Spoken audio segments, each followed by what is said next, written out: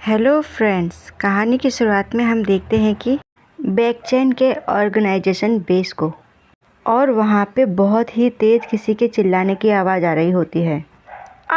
नहीं, please please spare my life. और बाहर दो गार्ड आपस में बात करते हुए कहते हैं, आखिर ये कब से चिल्ला रहा है। दूसरा गार्ड कहता है 3 दिनों से।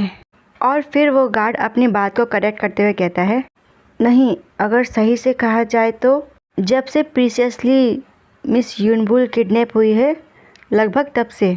और फिर हम देखते हैं कि फाइनली बेक ह्वान उसे गन से शूट कर देता है और किसी से कहता है, इसको यहाँ से हटाओ। और बेक ह्वान का गार्ड कहता है, यस बॉस। एक और इंसान जो कि बंधा हुआ होता है, वो ये सब चीज़ देख के काफ़ी डर जाता है। फिर हम देखते हैं कि दूसरा गार्ड भी चिल्लाते हुए कहता है, प्लीज़ प्लीज़ बॉस, मुझे माफ़ कर दो, प्लीज़ बॉस, मुझे बचा लो। और बेक ह्वान बस उसे अपने कोल्ड नज़र से देखता रहता है।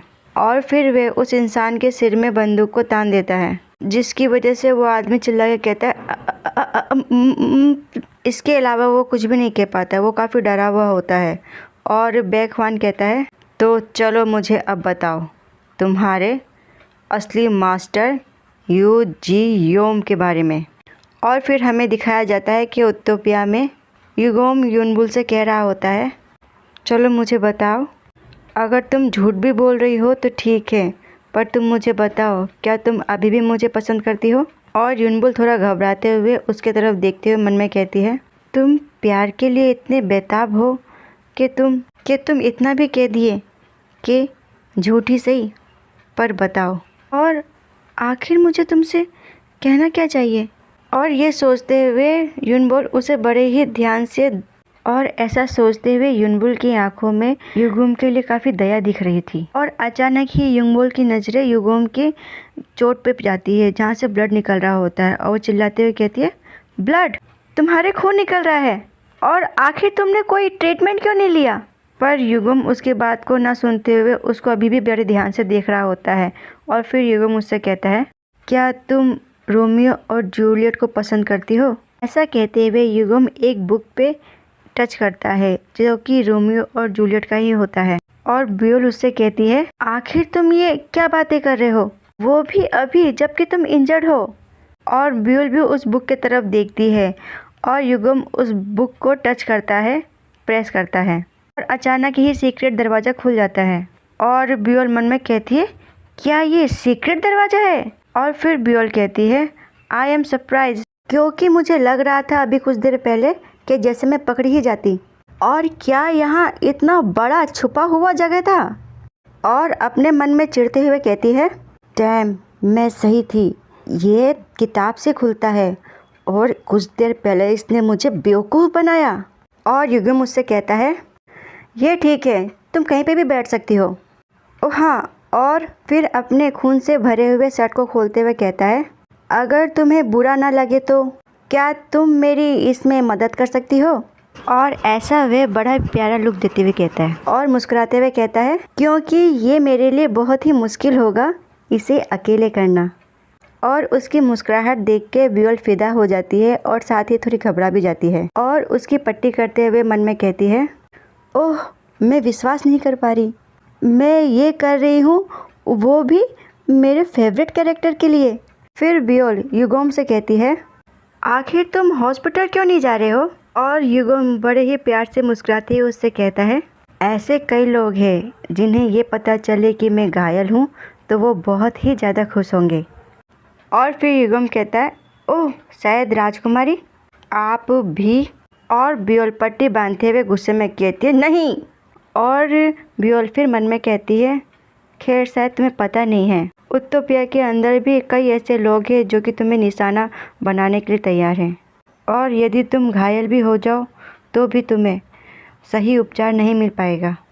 और मुझे तो ऐसा लगता है कि तुम जैसे हमेशा ही ऐसा दिखावा करते हो जैसे कि तुम्हें कुछ फ़र्क ही नहीं पड़ता और कुछ हुआ ही ना हो। और युगम उसकी सोच को भंग करते हुए कहता है, क्या तुमने कर दिया। ओह, थैंक यू प्रिंसेस।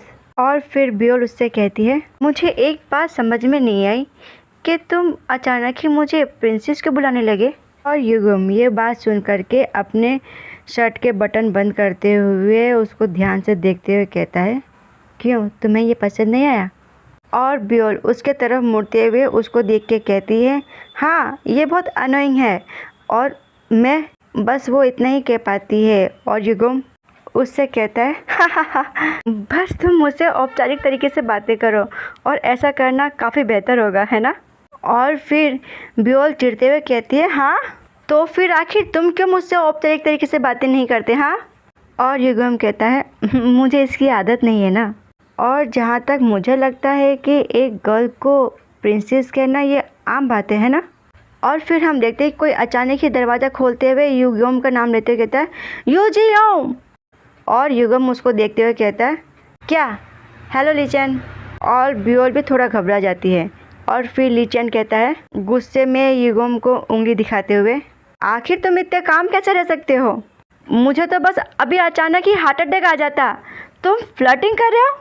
और यहाँ क्या हो रहा है? मेरे पिता ने मुझे ये कहा था कि मैं यहाँ पे आऊँ और तुम्हें देखूँ। और इन लोगों की बातचीत सुनते हुए ब्योल को कुछ याद आता है। वे मन में कहती है, वेट, लीचेन, तो ये है लीचेन। जब यूजियोम ने अपने भाई को निष्कासित कर दिया और उत्तोपिया पे कब्जा कर लिया, यही वो इंसान था जो उसके एकदम करीब था और उसने उसकी काफ़ी मदद भी की थी। और फिर लीचेन गुस्से में ब्योल के तरफ उंगली दिखाते हुए कहता है, बाय द वे ये औरत कौन है? और आखिर तुम इसे यहाँ कहाँ से उठाकर लेकर आए हो? और ये सब सुन करके युगोम भी थोड़ा शौक हो जाता है। मैं इसे अपने साथ बैक चैन से लेकर आया हूँ। और ये बात सुन करके ली बहुत ही गुस्सा कर जाता है और वो चिल्ला के युगोम से कहता है, मैंने तुम्हें एक मिशन पर भेजा था और तुम क्या किए? तुम अपने साथ एक अजनबी को उठा के लेके आ गए। और उसकी ये बात सुन करके ब्योल कहती है, मैं कोई स्ट्रेंजर नहीं हूँ। और उसकी बात सुन करके लीचेन कहता है कंफ्यूज होके, क्या? और फिर ब्योल मन में सोचते हुए कहती है, यहाँ सुरक्षित रहने के लिए मुझे एक और इंसान को अपने पक्ष में मिलाने की आवश्यकता है। लीचेन एक ऐसा इंसान है जो उत्तोपिया में बिना किसी मित्र के जीवित रहता है और जब भी मुझे मौका मिले मुझे इसे अपने पक्ष में करना ही होगा।